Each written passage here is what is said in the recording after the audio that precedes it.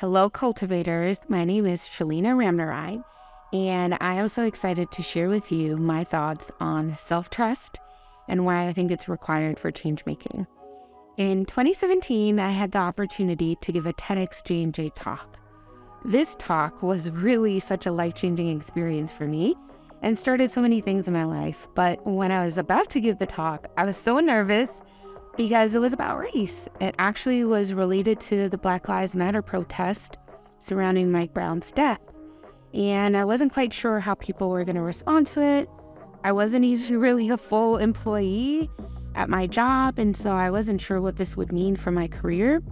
But I felt like it was really important to give that talk and to talk about activism, because to me, it's really important to take action on things that you're passionate about and on things that you know to be right. So I talked about how at one of the protests, I saw a little boy holding a sign that said, "I matter." And something inside of me just changed when I saw that boy with the sign, because I never really had to tell anybody that I mattered when I was a kid. I just kind of got to be a kid. And I couldn't imagine what impact that would have on the boy having to say that, having to hold the sign. How do you explain this to a 4-year-old as to why they have to hold a sign at a protest saying I mattered? I can't even imagine what this will do to his mental psyche as he grows up. And so in that moment, I felt like I needed to do something related to everything that I was seeing going on. As a scientist, I was getting my PhD at the time. It really just changed me to say, listen, when I look around, many people in my class don't look like me.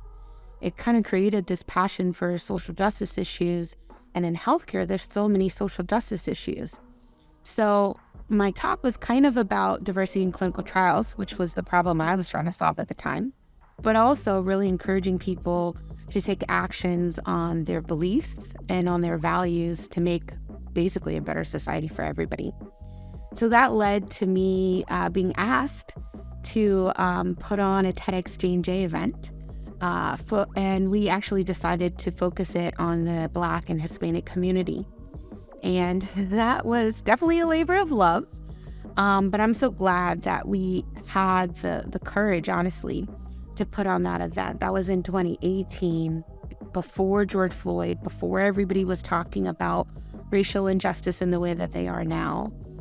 And really, I had a vision for that event. I knew the topics that we wanted to talk about in terms of highlighting the diaspora, highlighting the challenges in the Latinx community and the terminology and what it meant. I really just wanted to celebrate, explore, and discuss all of these different cultures. I think there's such beauty in ancestry and in our cultural roots, but it's also very nuanced in terms of the challenges that all of these different people have faced. And so even though we faced some obstacles, we faced some questions around why are we doing this, it was really something that we had a vision for and move forward.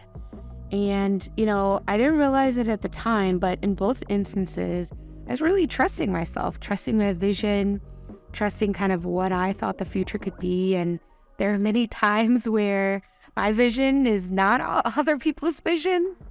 Where people don't get it, where sometimes I feel isolated, sometimes I feel alone on an island by myself, maybe even feel as if I'm being extreme.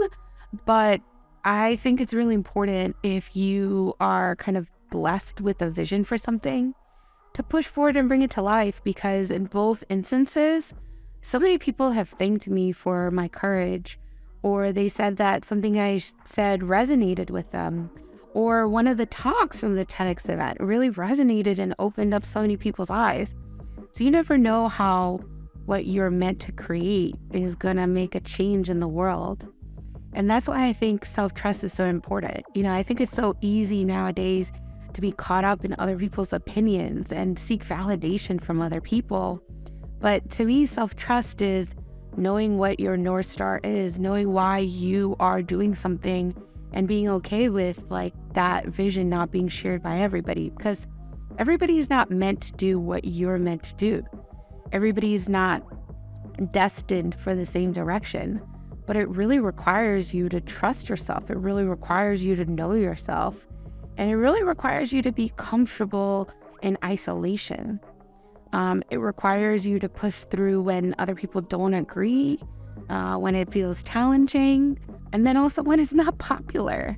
Because one thing that I have felt is sometimes I'm just a little bit ahead of my time in things. And I don't mean that in a braggy way, but it just means that I have a different life experience that sometimes allow me to see things and put together things in a different way than other people. So that's what I really wanted to share with the cultivator community today, is really just asking you, do you trust yourself?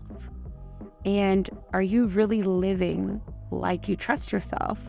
Because the ideas that are inside of you, the life experiences that's bubbling up for you and wanting you to create something, that's you. Like, not everybody else can do that. And we really need you to trust yourself, to believe in yourself, and to bet on yourself so that we can see those ideas come to life. So I can't wait to see what you create, what you cultivate. And I'm looking forward to talking more about self-trust and change making. Thank you.